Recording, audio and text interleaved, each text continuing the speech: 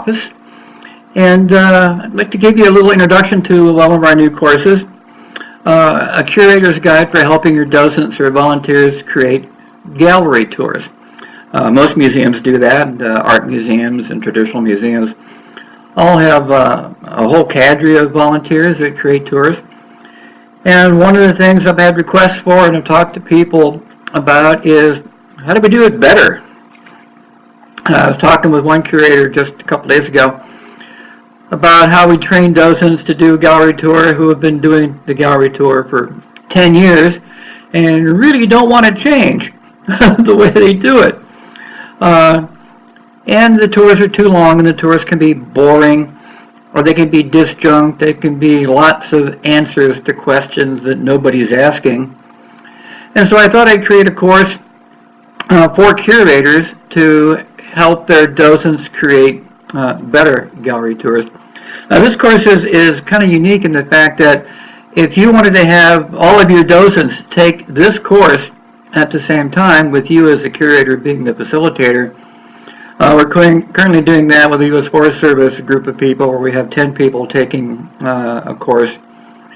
And essentially they're all working through developing their own unique interpretive tours, but they're all being facilitated by the curator or the director of the site. And so what the course does is it helps and sometimes forces the volunteer or the docent to create tours that are short, under an hour, which is what most people want, have an interpretive theme, create about 7 or 8 stops. Each of the stops within the tour illustrate that main interpretive theme. Actually have a story. I used Tilden's principles of provoke, relate, and reveal. Use active language. Use concepts of tangibles and intangibles in the presentation. Have as much inspiration as information.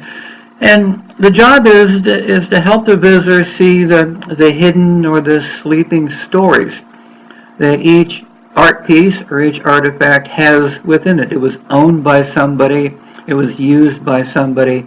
It was important to somebody.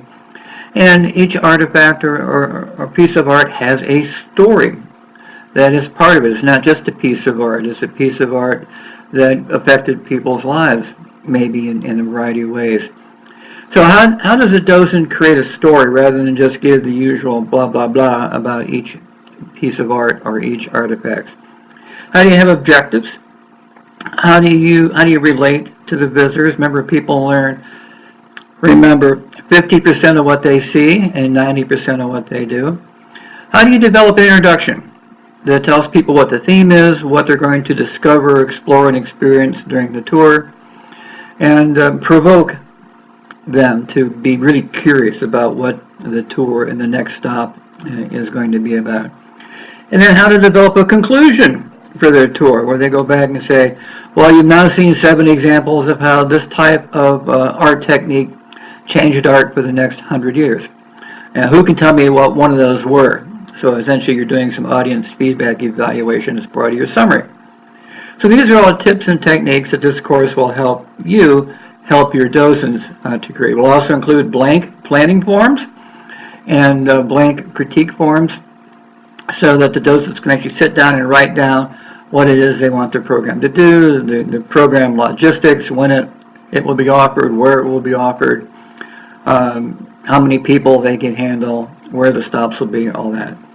So that's what this course is about. It is really designed to help curators help their docents and volunteers just do better tours, better gallery tours. And I think it's something that I think most museums can use. And no matter who we are, we can always improve how we do our interpretation. If you have any questions about this course, you can get in touch with me. This page has the details about which course unit is about, and we can also tailor make and make adjustments for the training for your particular museum so that all the course units will relate to things that you're actually doing. So that's about it. Thanks for having a look at the video, and thanks for checking in on the course. And again, if you have any questions, just get in touch. and I hope we can help your dozens provoke, relate, and reveal your stories in magical ways that the visitors remember, and always leave asking for more. So, Engine Next Door, have a good one. Bye-bye.